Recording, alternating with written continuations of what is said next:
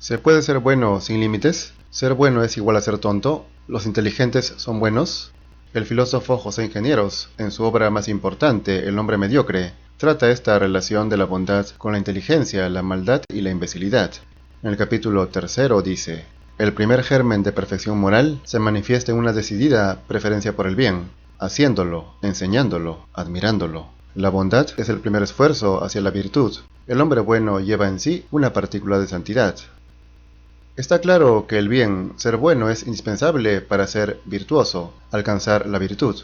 Y quien quiera cultivar su espíritu tiene que aspirar al bien y practicarlo. Sin embargo, esto no puede ser ilimitado. Advierte: algunos excesos de bondad no podrían distinguirse del envilecimiento. Hay falta de justicia en la moral del perdón sistemático. Está bien perdonar una vez, y sería inicuo no perdonar ninguna, pero el que perdona 2 veces se hace cómplice de los malvados. En efecto, los malos suelen aprovecharse de aquellos que perdonan mucho. Perdonar una vez a una persona es sensato, pero llega un momento en que perdonar mucho se vuelve un mal, cuando lo que se hace es consentir, avalar las malas acciones de los demás. Dice: enseñemos a perdonar, pero enseñemos también a no ofender. Sería más eficiente, enseñémoslo con el ejemplo, no ofendiendo. Admitamos que la primera vez se ofende por ignorancia, pero creamos que la segunda suele ser por villanía. Es decir, perdonar está bien y es justo cuando el que cometió la falta lo hizo por ignorancia o sin mala intención, pero si lo hizo sabiendo que estaba mal lo que hacía o con malicia, entonces eso no se puede perdonar ni una sola vez, pues sería avalar una mala conducta. Asegura: el mal no se corrige con la complacencia o la complicidad. Es nocivo como los venenos y debe oponérsele antídotos eficaces, la reprobación y el desprecio. Ahora bien, puede haber circunstancias que hagan que uno perdone estas malas acciones, pero nunca ha de ser más de una vez, pues quien actúa mal 2 veces a menudo no tiene arreglo. Y como dice una frase, la tolerancia es un crimen cuando lo que se tolera es la maldad. Además, perdonar mucho no significa ser bueno, como tampoco es necesariamente malo aquel que no perdona, pues la bondad no se basa en el perdón, sino en la acción. Así que puede haber una persona que perdone mucho y que no sea buena, pero sí tonta. Afirma: a los que dicen no hay tonto malo, podría respondérseles que la incapacidad del mal no es bondad. Aún está por resolverse el antiguo litigio que proponía elegir entre un imbécil bueno y un inteligente malo, pero está seguramente resuelto que la imbecilidad no es una presunción de virtud, ni la inteligencia lo es de perversidad.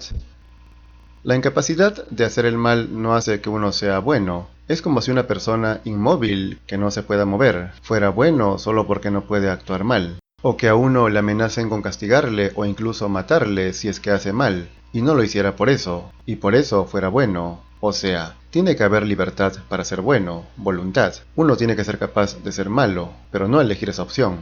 El imbécil obviamente es ignorante y no sabe lo que hace, y quizás por eso se porta mal. Eso no lo hace bueno, pero no sabe ni lo que es bueno ni actúa bien con conciencia. Dice que Sócrates enseñó que la ciencia y la virtud se confunden en una sola y misma resultante, la sabiduría.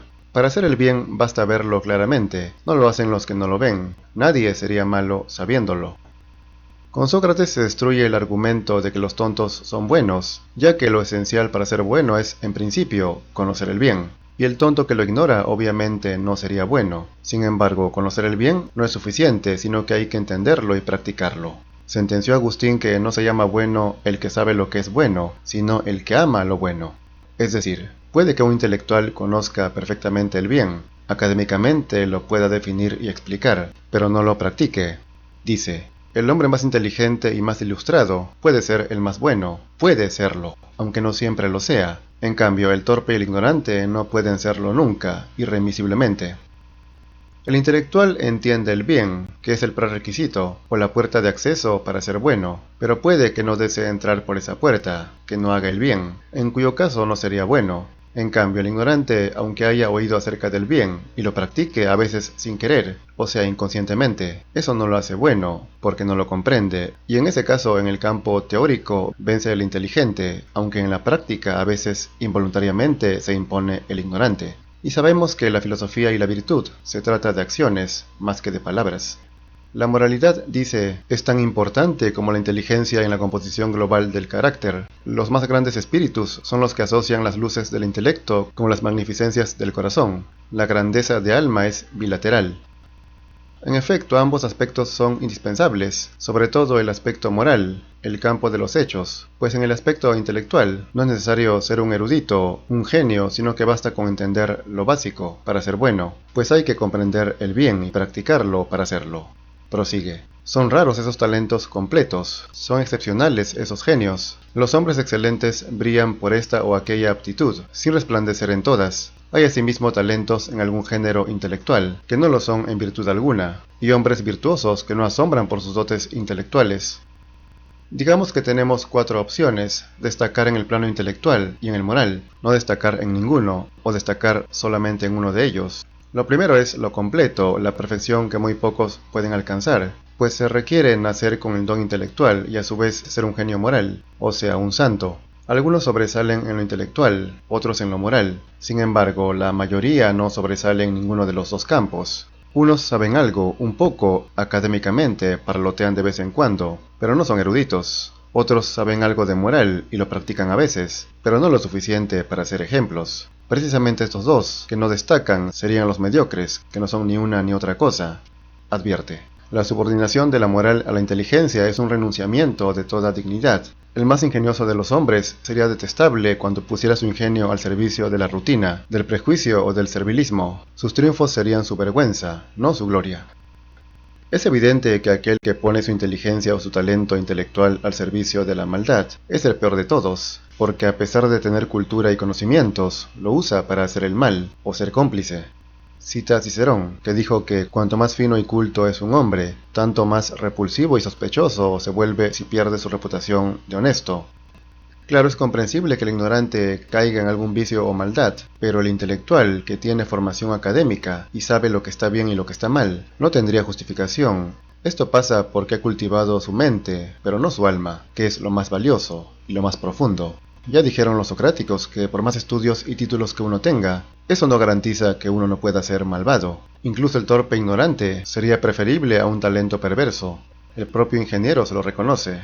Entre los talentos intelectuales y los talentos morales, estos últimos suelen ser preferidos con razón, conceptuándolos más necesarios. El talento superior es el talento moral, ha escrito Smiles. De este parangón está excluido a priori el hombre mediocre, pues solo tiene rutinas en el cerebro y prejuicios en el corazón. Como indiqué antes, el mediocre es aquel que no destaca en ningún aspecto, ni en el moral ni en el intelectual. Por eso el autor lo descarta de plano, pues se limita a seguir las reglas y las costumbres de la mayoría. Como dijo, los mediocres piensan con la cabeza de los demás, comparten la genia hipocresía moral y ajustan su carácter a las domesticidades convencionales.